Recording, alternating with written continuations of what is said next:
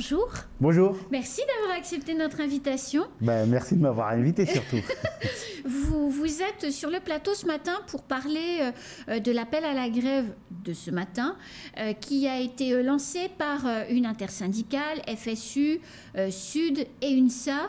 Pourquoi ce matin et qu'est-ce que vous attendez de ce mouvement? Il s'agit d'un appel national qui a été fixé d'ailleurs depuis au mois de septembre. On s'est engagé au niveau national vers le mois d'août. Et effectivement, on relaie l'appel au niveau local. Il s'agit des salaires, de la rémunération. Il y a eu des engagements du gouvernement, moins de 2 000 €, enfin au minimum 2 000 € oui, pour tous les débutants. Enfin 2 000 €, ça équivaut à 70 € quand on regarde bien, quand on calcule tout au niveau national. Donc le compte, de toute façon, le compte n'y est pas. Le compte n'y est pas compte tenu de l'inflation. Tout le monde reconnaît l'inflation de ces dernières années, de ces derniers mois. Le compte n'y est pas parce que quand on fait des comparaisons entre un contrôleur de catégorie B au service des impôts et un enseignant, il y a un gros décalage. Alors qu'un enseignant professeur des écoles, c'est catégorie A, d'accord? Donc, le compte n'y est pas pour le premier degré, par exemple. Le SNUPP demande immédiatement 300 €, immédiatement, pour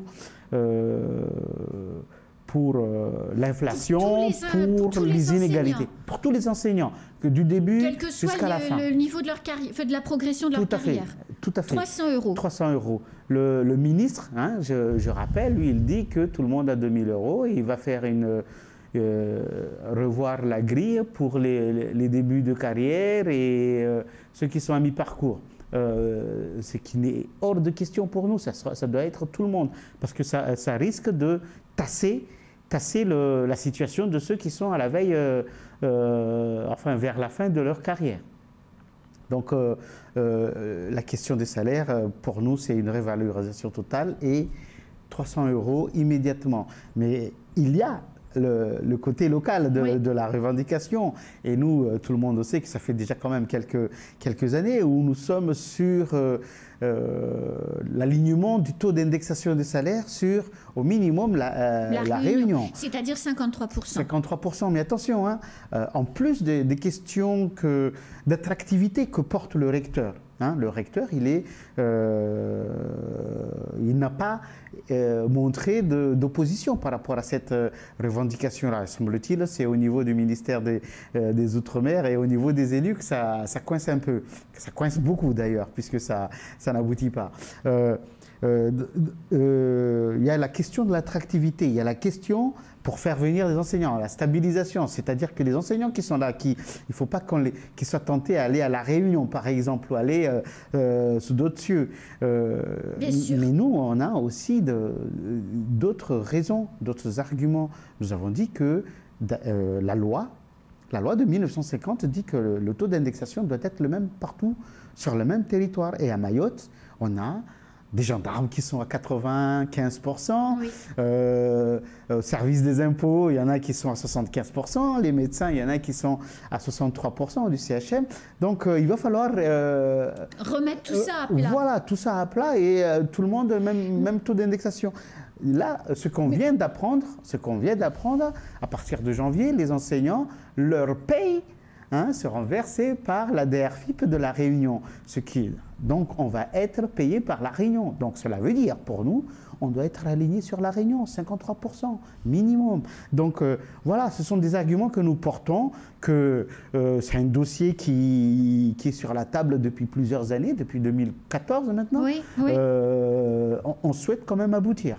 Alors, vous dites qu'effectivement, il faut revoir cette indexation et l'aligner. La CGT a lancé un appel à la grève pour aujourd'hui également. Il y en avait déjà la semaine dernière.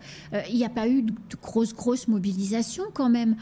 Est-ce que finalement, les difficultés que l'on rencontre au quotidien ne prennent pas le pas sur la mobilisation et la lutte? Alors, il faut regarder deux choses. Il y a l'appel à la grève qui est suivi, donc le nombre de grévistes dans chaque école, ça, je pense que ça va être très important aujourd'hui. Et effectivement, avec ces histoires d'embouteillage et tout ça, ça impacte négativement sur le nombre de personnes au rassemblement. Mais ce qu'il faut surtout regarder, c'est est-ce que l'appel à la grève a été suivi, c'est-à-dire le nombre de grévistes. Les derniers mouvements que nous avons organisés, on n'était pas à moins de 40% de grévistes. Hein. Il y a eu des pics à 75% de grévistes. Donc nos revendications, cela veut dire que nos revendications sont bien entendues, sont bien soutenues par les collègues. Mais alors, si les revendications, parce que les 53% d'indexation, pour prendre ça, c'est un peu un étendard emblématique, ça fait plusieurs années que vous le demandez. Un autre point, l'intégration ou la réintégration des carrières des agents de la collectivité de Mayotte dans le droit commun, c'est quelque chose d'ancien que vous réclamez. Attention, pour obtenir l'indexation des salaires, on a mis 5 ans.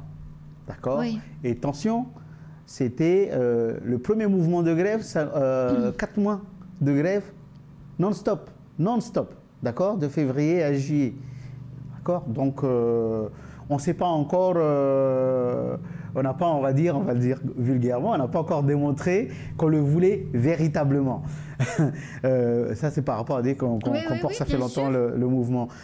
Sur la question de la reprise en compte de l'ancienneté générale de service. Oui. Certes, effectivement, ça n'a pas été accepté, mais nous avons, avec le rectorat, suite à notre grève du mois de février, on a trouvé des solutions pour gommer l'injustice ou les injustices suite à notre intégration dans le corps des instituteurs d'État recrutés à Mayotte par un dispositif plus favorable quant à l'intégration quant à l'accès à la hors classe. Donc il y a eu des dispositifs qu'on a trouvés avec le rectorat et qui commencent à donner ses fruits. Donc c'est pas parce que on mène le combat depuis plusieurs années que effectivement ça ne va pas aboutir. Ça va aboutir. Mais effectivement, quand je vous dis que les élus ne semblent pas être favorables à notre revendication relative à l'augmentation de l'indexation des salaires, on peut comprendre, puisque eux, ils vont avoir à payer aussi, ça aura comme conséquence l'augmentation aussi de la masse salariale chez les agents de collectivité. Donc c'est normal. Mais en tout état de cause, nous menons cela. Ce n'est pas pour autant qu'on va arrêter. Il y a d'autres revendications sur la transformation de tout Mayotte en REP+. Je pense que c'est pas récent. Et pourquoi c'est nécessaire cette transformation REP+? Si on devient une REP+, qu'est-ce que Mayotte aura de plus et qu'est-ce que ça changera dans l'éducation des jeunes? C'est d'abord plus de moyens normalement, plus de moyens pour les écoles, donc pour les jeunes. Plus de temps de formation, plus de moyens, normalement on doit aboutir à une baisse des effectifs dans les classes. Bon. Ce n'est pas encore le cas dans les zones qui sont censées être REP+. Mais ça, quand on nous classe là-dessus, quand on nous met en REP+, il y a des conséquences en termes de moyens. Il y a aussi des effets, des conséquences indemnitaires. Et effectivement, on a là actuellement, ce qu'on voit, c'est qu'il y a des agents, des enseignants qui souhaitent aller plus enseigner dans les écoles situées dans les zones REP+. Donc effectivement, c'est un dispositif qui peut être favorable et pour les enseignants, mais aussi pour les élèves. Et d'ailleurs, c'est mis en place pour les élèves. Alors, vous abordez un point sensible, celui des effectifs dans les classes et donc globalement du nombre d'enfants à scolariser. Dans les écoles du premier degré, dans un certain nombre de communes, retour des rotations. Vous avez aussi des classes à double classe, donc une salle de classe avec finalement 2 classes et 2 maîtresses ou 2 enseignants plus précisément. Est-ce que finalement c'est de l'enseignement de bonne qualité tout ça? Mais ça fait déjà plusieurs années que je dis que là on est en fait en train de sacrifier plusieurs générations Hein, parce que c'est pour ça que nous disons il faut construire, oui. il faut construire, il faut qu'on arrive à scolariser tous les enfants dans de bonnes conditions dès 3 ans. Dès 3 ans, c'est pas le cas. Il y a des freins aussi des élus qui ne veulent pas construire, mais la conséquence ou les conséquences, on est en train de subir actuellement. Donc pour nous, il faut accueillir les enfants dès 3 ans dans de bonnes conditions et faire en sorte à ce qu'ils ne sortent pas du système scolaire au-delà jusqu'à 17 ans ou 18 ans. Avec un diplôme si possible. Si possible, mais ça, les diplômes, on ne peut pas l'avoir. On peut pas l'avoir si on les accueille dans les conditions actuelles. Si on attend la classe de CP pour les accueillir. Parce que quand on les accueille en classe de CP avec 3 ans de retard, oui. 3 ans de retard, ça peut jouer défavorablement également pour les enfants qui auront fait les 3 années de maternelle. C'est ça ce qu'on oublie. Et après, le collège, il faut que les enfants ils restent dans le dispositif, dans le cursus. Je rappelle une loi une politique de Najat Vallaud-Belkacem, anciennement ministre de l'Éducation nationale, qui avait mis une politique contre le décrochage scolaire. Ici, dès qu'un enfant commence à péter, ben on le dégage de l'école pour se faire de la place. Donc c'est quelque chose qui fait que on exclut des enfants du système et on crée du désordre. C'est ce qu'on est en train de faire.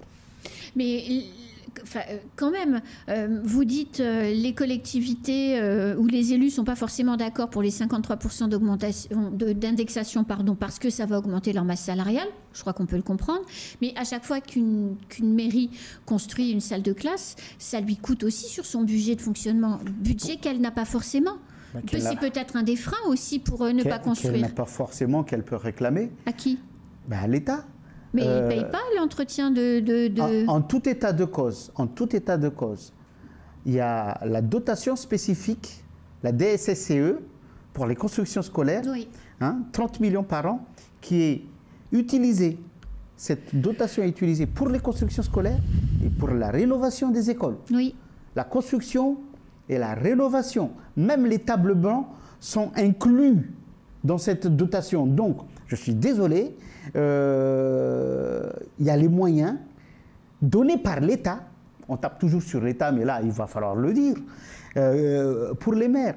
Et à l'époque, il y a 10 ans, 20 ans de cela, en 2004, on était à 4,5 millions pour la dotation. On était à 30. Là, on est à 30. Et à l'époque, le SMIAM qui construisait les écoles était à 70 salles de classe par an. Depuis 2020 jusqu'à aujourd'hui, 2012 jusqu'à aujourd'hui, alors que les moyens ont doublé, triplé ou quadruplé, on me dit, est-ce qu'on peut me dire combien de salles de classe a été livrées? Je crois que c'est 15 pour la rentrée scolaire, là, 15. il me semble. Depuis plusieurs années, c'est que 15. Vous comprenez? Donc, sur 30 millions, combien a été utilisé pour les constructions, combien a été utilisé pour les rénovations. Ensuite, on discutera. Parce que la commune de Koungou vient de publier un dossier sur son programme de construction et de rénovation scolaire et ils disent qu'ils étalent sur 10 ans parce que derrière les coûts de fonctionnement des salles sont non absorbables par les collectivités. Donc il y a un biais quand même. Koungou Maraîcher, une école qui a été livrée en grande pompe il y a quelques mois, il y a 2 ans, il me semble. Oui. Le projet a duré, oui, presque 10 ans. Ça a commencé par le SMIAM d'ailleurs, Koungou Maraîcher. Voilà. Donc, le projet qui a été annoncé, j'espère que ce n'est pas que de la com. D'accord? Et les freins que les maires peuvent trouver, c'est-à-dire les moyens pour entretenir, ils n'ont qu'à aller le dire. Mais ce qu'il y a, c'est qu'il y a 30 millions qui n'est pas utilisé. Donc, quand on n'utilise pas de l'argent, on ne va pas pleurer qu'il n'y en a pas. On est d'accord. Donc tout à l'heure, 8h30, le mouvement, rendez-vous, comment ça se passe? À partir de 8h30, on a une audience en préfecture à 9h30, donc il y aura certainement une petite marche entre le rectorat et la préfecture, et effectivement, on fera un petit point, et puis on essaiera de trouver d'autres façons pour effectivement maintenir nos revendications allumées. Attention. Merci beaucoup, Rivaux. C'est moi. À très bientôt. C'est moi. À très bientôt, effectivement. C'est la fin de ce temps de parole. Tout de suite, la suite de nos programmes.